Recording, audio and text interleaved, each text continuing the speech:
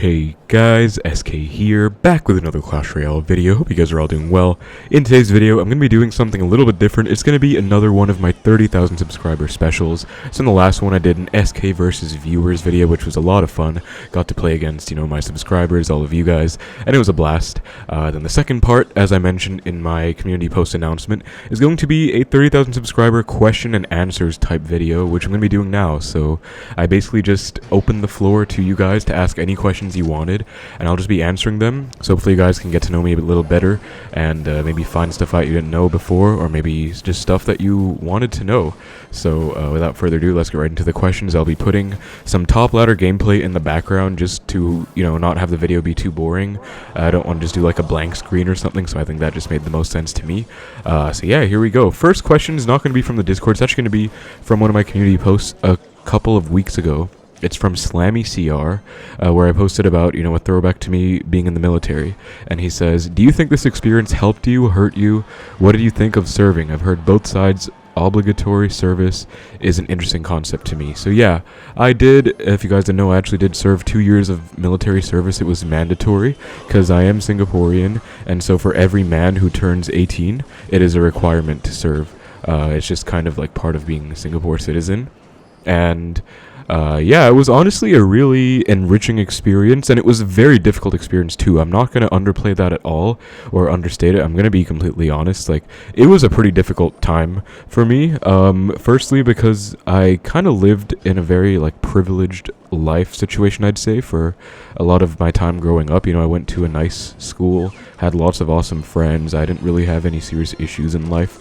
And then the military, very regimented, very harsh and strict, is just a very different lifestyle, and you meet people from different walks of life, which is great, but also you meet people that you're not really used to knowing, I guess, and it can really be an eye-opening experience. I would say, because I lived in Singapore, but I grew up in a different environment, like going to an international school. I also used to live in the US a long time ago. I would always say my culture was more towards the western side of things. I never really experienced Singapore culture as it was. So in that sense, it was a very eye-opening experience, because I got my first experience and encounter with Singaporean culture, which was pretty cool, I guess. I did get used to it, and I met lots of great friends. Basic military training is what we start out with, and that was probably one of the most difficult times, because it's the transition period when you switch from a civilian to a soldier, as they call it in their own words. And so that was pretty difficult for me, because it was a big change. Of course, again, I came from a pretty privileged international school background, and it was kind of a big change up to me. I would say, all in all, the experience definitely did help me. It's 2 years of difficult work and just tough times. It's very, very regimented experience and environment, so you don't really get to say no to anything. You literally just have to do whatever your superiors and officers tell you to do, which can be kind of toxic in my opinion in a way as well, because it's just you can't say no, right? And you don't really have much of a say. You're just given orders. You have to do them. And of course, I did talk about this a bit before as well in one of my videos, I think recently, when I was going through a lower phase, a bit better now, thankfully, where I did go through depression during this period as well. So it was, not easy at all by any means, at least for me. That being said, I do think it did help me, because of course I got out of the experience, alive and well. And it took me a while to get used to normal life again afterwards. I had to take a gap year, because I actually did have my health issue. I guess this is another thing you guys might not have known about me, but I have scoliosis. My spine is curved. I literally don't have a straight spine. So that actually caused me a lot of health issues back in the day. And it was actually diagnosed during my military service. So, that's just something that kind of happened at the time. And it was pretty tough. I wasn't really used to it at all. It took me a while to get used to it and just come to terms with the fact that it's a condition I'd have for life. It did make stuff pretty difficult, because I was in a lot of pain at the time. I had to take a gap year after my military service instead of going to university, because I had to deal with my back issues and lots of pain. But also I did get stronger for that eventually, because I did a lot of physiotherapy, and then now I go to the gym and everything, and I've learned a lot about muscles and the back and everything. So I'd say that being diagnosed during military service was pretty good, I guess, because say I went overseas to university somewhere and then it happened there, that I would have been by myself, would have been a much more tricky situation, I guess. As for the rest of it, what did I think of serving? I think it definitely makes you more of a person. Like it changes the kind of person you are. It helps you grow. You know, it makes you more of a man because it's just a very tough experience. I went through it with my friends. You know, some of my friends from school, and it definitely wasn't easy again. It was a big transition period for me, for sure. It wasn't like at the start. You know, there was lots of physically taxing things like with training and everything, but eventually it was just more of a mental thing, just going through it, and again being in that environment for 2 years, because 2 years is a long period of your life. You know, most of my friends from high school went off to go to university, and meanwhile I had to start university a couple years late, even more because I'd take a gap year after. But all in all, you know, I would say for this first question, it definitely did make me a better person, make me a stronger person. I will not deny at all how hard of an experience it was. And if I ever have kids someday, I'm not sure if I'll want like my son to go through the same thing, because it was pretty tough. But I feel like, you know, it does make you a better man. And I am glad that I went through it, I guess, because it did make me the kind of person I am today. Next up, we have... we're going to switch to the Discord Q&A, where I made a channel, Ask Me Anything, and I got lots of questions there. So Slytherin Sloth says, I just want to show some love to your other accomplishments. Would love to know more about your major and your reasons behind choosing it. Also, your most proud moment 2023 for both Clash Royale and personal growth and goals. Also appreciate you keeping Clash fun for me. Keep up the good work. Congrats to 30k. Thank you very much, Slytherin Sloth. So my major, I'm majoring in computer science. I'm a first year university student right now. Started a couple years later, again because of military service, than the gap year, but I am in my freshman year, and I chose computer science because it was always kind of a field that I was very passionate about. I was basically pretty good at it in school. I started from a very young age, actually, like middle school, end of middle school, the end of middle school, start of high school, grade 9. I did start with computer science because my school offered it. You know, we had like a class academic fair type thing. I went to the computer science like booth, and they told me about it. You know, it's like problem solving. If you like games, you might like it, stuff like that. And I was like, okay, that actually looks kind of cool. I think I would probably be into that stuff. So I kind of did just, you know, get into it, and it turns out I was pretty natural at it. Like, it was always my best subject in high school for all 4 years. I did computer science in IB later. I did the International Baccalaureate diploma. I did like higher level computer science. That was again my best subject. I didn't even feel like I had to study for it. It was just like kind of a natural thing to me. So I just enjoyed it, you know, programming, especially problem solving and the creativity aspects of it. I'd say that's why I chose to pursue it. Now, of course, it's been like a bit different now that we have like actual programming in C. My first language was Java, but now we're doing C. We're doing discrete math, which is, you know, math was something I never really had to do in high school much. It was more like software and hardware, programming, operating systems, algorithms, but I guess I never really thought about the math that hard at the time. Now it's, you know, I've realized like, okay, math is going to be a very big part of this undertaking, and I'm going to have to get used to it. So that's going to be a bit tricky, I guess, but I think I'll be fine if I just put in the work. But yeah, that's basically why I chose it, because it was my passion for years in school, and I just kind of wanted to continue it. Also, I did do a software development bootcamp this year as well in web application development, and I graduated with a diploma, so I have like a lot of experience in this field anyways. I feel like I also did an internship at a bank, and I've like learned, and I have a lot more to go, of course, but I've learned quite a bit about it so far.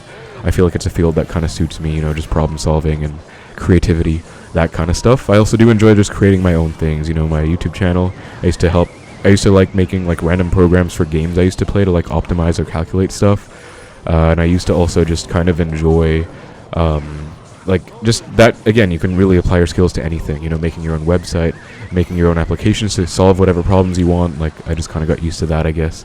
So that was like why I chose that. Next, most proud moment this year. For Clash Royale, I'd say it's definitely going to be my 2 top 100 global tournament finishes. This year I got some really nice ladder finishes too. I think I got like a 340 was my best one this year, and a few other top 500s, you know, in that terrible Evo Firecracker RG meta. I got a top 500, I think it was a 451 with Xbow. So very proud of those, of course, but global tournaments has to be it, because it was just kind of my potential, like, fully realized, you know, like, I could actually be a top 100 finisher consistently, because I got 2 in a row, I got 1 in July this year with the help of my friend at the time, then I got 1 in October, just last month, my number 96, I think it was, and then before it was number 65, and both with 3.0 Expo Cycle, and last month was all me, like, all by myself. I played, and I grinded, and I just got through it, and I was like, okay, you know what, I do have the skill for this, and I just really enjoyed it. So I'd say definitely the GT emotes, because now I have 4 top 100 GT finishes on all my accounts combined. Pretty nice feeling. Personal growth and goals, probably just starting university, honestly, because, again, it was kind of a big thing for me, considering, you know, my mental health at the time after finishing military service was pretty bad, and also just going through those health issues was pretty rough. So just, you know, being able to actually start and commit to it now I'm in like a 4-year program. We'll see how it goes, but I did just start and I'm committed, so that's like a nice feeling, and I'd say that's definitely it. Also, you know, since I did start university, I started becoming more consistent with the gym again. That's another big, like, thing that I have in my life right now that's going for me, that I'm going to be trying to do for a long time. Like for the next few years, ideally, at least. So I'd say like those are kind of together as well. Just growing more as a person, making new friends, and just kind of getting out into the world and like experiencing things, you know. Also, 30k subs on YouTube has to be another huge personal goal. Like, I never really thought I would. I forgot how much I was at the start of this year. I think maybe like 10 to 15k, something in that range. I'm not sure, but you know, it was huge. Like, it was definitely huge for me growing this much, and I don't plan on stopping anytime soon. But yeah, pretty long answer for that, I guess. But next question from Koos2. When are you releasing a matchup guide with recruits in it? I feel like it's been forever since your last matchup guide. Honestly, fair point. But I don't know, because my matchup guides never really get good views. Like, it's just kind of a thing. I don't know why. Like, I put a lot of effort into them. I have even put like a lot of effort into edited matchup guides in the past, and they didn't do that well either. Like, people just don't really watch matchup guides for some reason. I don't know what it is. Like, I know a lot of the dedicated fans always comment, "Oh, I love this, please do more." But then the average viewer on YouTube that doesn't really comment, that just watches, maybe like sometimes, they don't really stick around for the matchup guides because the performance is consistently just worse. So it feels like I'm almost being punished just for, like, you know, trying to do a matchup guide. And so I feel like, unless it's on my second channel, SK777, which I have actually been inactive on for a while, for that I do apologize. Unless it's on there, though, I don't know if I'll ever be doing one, like, for a while, because, again, it just doesn't really seem worth it. Like, I do enjoy teaching people things, but people just don't really watch them, and then it just tanks my viewership overall. So I'd rather just, you know, talk about matchups as I come across them in top ladder pushes or whatever it is, and keep it like that. Next up, from Kaz, I'm going to skip Icon's question there. What country were you born in, if not USA? How is your English so good? So I was born in Singapore, where I live right now. How's my English so good? Well, English is my first language, so, you know, it's just kind of, like, it's always been a thing. I've always loved English.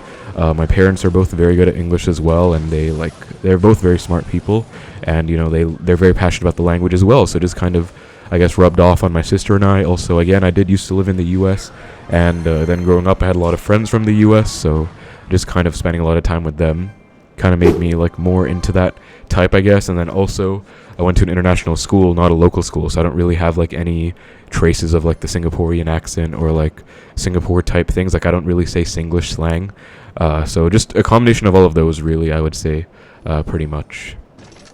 Okay. What are your thoughts on Andrew Tate and the general red pill movement? From Archie. Honestly, I don't really know. I don't actually know how to define, like, the red pill movement, I guess. But for Andrew Tate, like, I know he always talks about, you know, masculinity, being a man, and, like, all these things. I feel like he can honestly be pretty toxic. You know, he definitely has points. And I'll try and keep this a bit brief because I don't want to make this too controversial. But he definitely has valid points. You know, talking about exercise being good for your body, working out, like, being a man, and, you know, like, dealing with things properly. I do respect some of the things he says. At the same time, he can also just be pretty disrespectful, especially to women. I've known a lot of women that I've talked to that just really don't like him. Like, this girl that I met at a party said one of her friends, like, went through her Instagram following list, and if anyone followed Andrew Tate, she would, like, block them off. So, you know, people, like, women especially, I've noticed, really dislike Andrew Tate just because, I guess, some of the misogynistic stuff he says. And, I mean, everyone has their own opinion on it. I'm not going to tell anyone what to believe, but just for me personally, I don't think it's really cool to be, like, disrespectful to a group of people like that, you know, whether it's women, whether it's, like, just any group of people. It's not really what I stand for, personally, so I just think it's a bit weird when it comes to that. I do think he has some valid points, but I don't really think, like, it really makes up for some of the other bad stuff he's done. But I can definitely see why he's gained popularity. You know, he's a pretty controversial guy. He knows how to get attention. And he is, like, one of the most famous people on the planet right now, whether it's good or bad, I guess. Next up, from Swanky Banky. Are you interested in competing in Clash Royale League or another tournament, or maybe branching your channel into other games or content? So, I actually did compete in Clash Royale League. I finished in the top, like, I don't actually know. It's on my profile, though, like, maybe 600, 700 in the world. like in all of Clash Royale, like for CRL. I only played in one monthly qualifier at the wedding I went to earlier this year. If you guys were a part of that, like if you've been subscribed for a while, you will know all about that story. I did compete though, and it was fun. Honestly, next year, if I can, I'll definitely try and compete more because it's pretty fun. And I would say I'm definitely like at the level where I'm pretty comfortable with it at this point. Other tournaments I actually am as well. I'm representing Team Singapore because they reached out to me. They asked if I wanted to join. I was like, sure. In this, I forgot what it's called, like some league though, like League of Nations something. So I am actually in that as well. So I am interested in it. I used to play competitive as well, like just semi-pro leagues.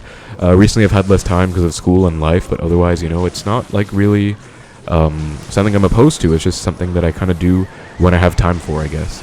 Branching out channel to other games or content. Honestly, I've done this in the past. I've done lots of videos on Pokemon, on like Bug Fables, this game I loved, and it always just tanked my channel, sadly. It's just how it is. Like, my channel just does best at Clash Royale. So that's kind of something that I'm like sort of used to, I guess, at this point, but it's also like, it's a bit sad because I do like making content in other games sometimes, you know, especially like Bug Fables, one of my favorite games. Pokemon Brilliant Diamond Shining Pearl, one of my favorite games at the time when I was grinding that game. I love making videos on that. Some of them I've actually done pretty well though. But yeah, otherwise, you know, I think it's just going to be a case of if I do create content in other games, which I plan to, it'll be on my second channel again, SK777, because I just can't really risk having my main channel get tanked. And like the algorithm like not doing well and it affecting my overall viewership, because that's just not something I really want. But definitely at some point, if I like have the time or if I'm interested, I would say yeah, I probably would want to make content in other games.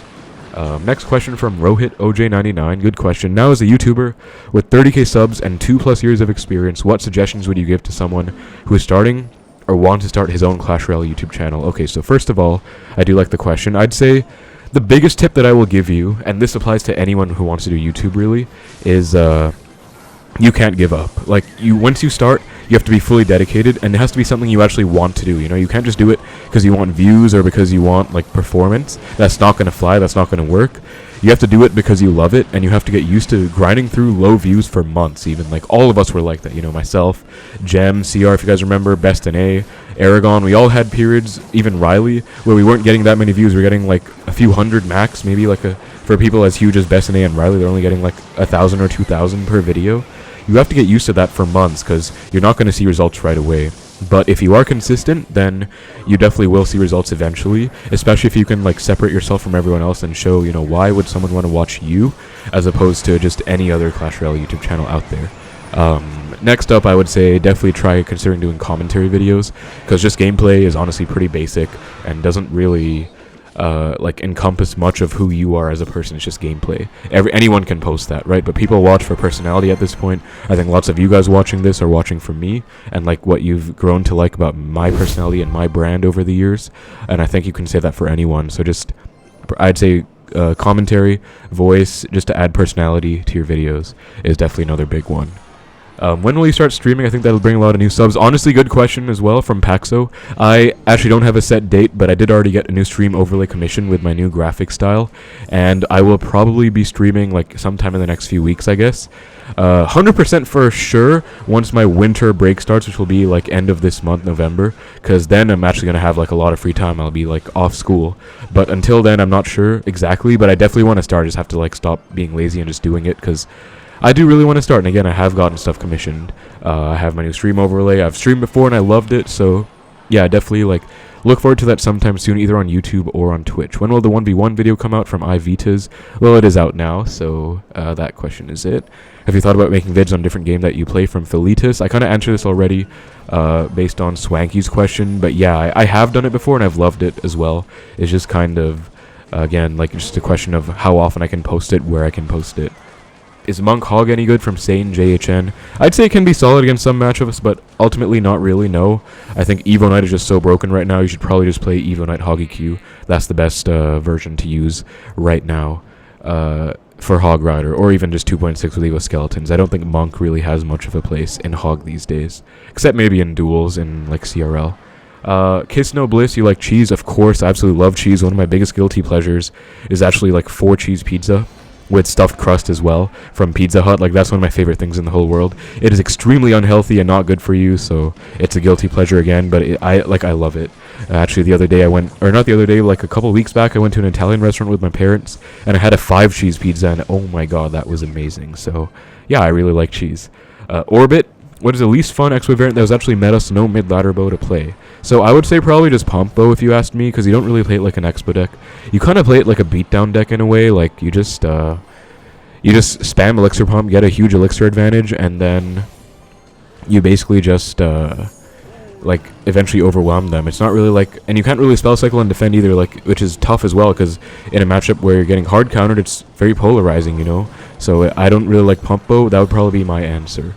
Icon, have you ever played any FPS or sports video games? Yes. Sports, not really. I think I played like FIFA, like NBA and all those like other sports games like with my friends when I was a kid, but not really ever owned them myself. FPS though, yeah, as a kid. I actually talked about this with Icon and some others, Double B and some others in the server recently, but I did actually play Call of Duty a lot as a kid. You know, Black Ops 1, Black Ops 2, and Modern Warfare 3. Those three were my absolute favorites. I played them and I loved them so much. I still have a lot of love for those games. Don't really follow COD anymore these days, but yeah, I definitely do really love the series. At least what I remember of it, and I will always like, it'll always have a special place in my heart as like, you know, being a part of my childhood, because man, I love that so much. If any of you guys played, like, my favorite gun in Black Ops 2 was the AN-94. I actually remember grinding diamond camo just for that gun because I loved it so much on all assault rifles. So yeah, I have played them before, not really recently though. Can Xbow deck be used in Trophy Road from Stain JHN? I mean, yes, I'm about to reach 9k with it when I like finally get my Road to 9k video done. I don't know when it'll be, but I know I can get it any time. It's just a question of when I record. But yeah, definitely can be, I would say. Mellow opinion on being tired, I think. I mean, it's tough because it depends on what like the cause is, but I think it sucks being tired constantly, and I'm someone who has gone through that before. I think it really just depends on your schedule. Like, you have to have a good sleep schedule first of all, because like if your schedule is kind of abrupt and all over the place, it's not really great. Second of all, it affects your performance, you know, whether it's in like physical performance with exercise or mental performance in academics or anything else. So sleep schedule very important, you know, getting physical activity to make your body physically tired too, and also just doing like mentally like stimulating things to make yourself like mentally tired as well. Just very important. Again, it's advice that I don't even take myself, but a consistent sleep cycle is one of the most important things and very underrated, I would say. So yeah, I think it sucks being tired, but there are ways around it and like ways to try and control it. From Suck Zuck, should I keep pushing that to finish with 3.0 every season? Honestly, I'd say yes if you're dedicated, but I understand if you don't want to, because 3.0 is pretty bad at this point. Like, I don't really think it's doing very well in the meta, especially with like the current meta. But yeah, definitely I think you should try your best if you are dedicated to the deck. If you are so frustrated to the point where you don't enjoy it anymore though, then probably switch decks, because there's no point doing something you don't enjoy. But I would say, yeah, if you want to and you're dedicated, then why not? Because I have been in the same position. I pushed with 3.0 and I got my finishes, right? So yeah. Rena Sam, one of my favorite admins, or like, yeah, pretty much my favorite admin in my server and a good friend of mine for a long time. He's a big part of my server. Says, what is the best piece of advice anyone has ever given you? Honestly, I don't really know how to answer this, because it's very tricky. Like, it's best ever, I don't know, because I've gotten a lot of good advice, but I guess I'll talk about a few things. One that always sticks out from what my dad has said before is like, live in the moment. Like, it's always important to live in the moment and appreciate what you have right now, because you don't know when it'll be gone, and you can't really spend your life worrying about things that affected you in the past or things that might go wrong in the future. Just kind of like learning to accept what you are doing right now at this moment, like being grounded. Like, okay, for me right now, yeah, I went through depression in the past, you know, I had a tough couple of years with the military, but now looking at me now, you know, I'm happy in university. I'm recording a YouTube video for people that are actually interested in watching a Q&A by me. Like, that's actually kind of crazy. And I'm just like appreciating that. So, you know, live in the moment and be grounded. Also, I guess just keep your friends close. Like, I think relationships are very important, and like sacrificing it is never really worth it, at least in my opinion. Honestly, there's so much I could say, but I don't really know what else to say. Like I don't really like remember exactly pieces of advice that I've been given. Like, it's just kind of stuff that sticks with me subconsciously, and then I appreciate it that way. But definitely, like, the live in the moment one is a big one, and also I guess just like being grateful, something my mom always says as well. Like, practicing gratitude is pretty important. I think that's fair. Like, that's another good one. So I guess my parents gave me some really good ones. They always do. But yeah, friends have also given me nice advice, you know, like just remembering what you've done, what you've achieved, what you've accomplished. If you're ever feeling low about yourself, just remember, like, you've gotten past all the things, all the hardships you thought you wouldn't get past in the past in your life. And, you know, there's so much that you've achieved and accomplished. Like, for me right now, you know, I'm happy with my YouTube channel. I've made progress with my physical goals with the gym, and there's a lot more to go, but I'm working on it.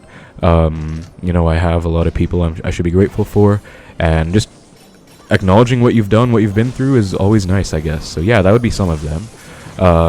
Last question from Samantha. What is it like being from India? Of course she would say this. I'm actually not, like, okay, like, ethnically wise, like, I am from India, like my parents. But, like, growing up, as I said, I was born in Singapore. I lived here most of my life. The only time I didn't live here is when I lived in New York, in the U.S. a long, long time ago when I was a small kid.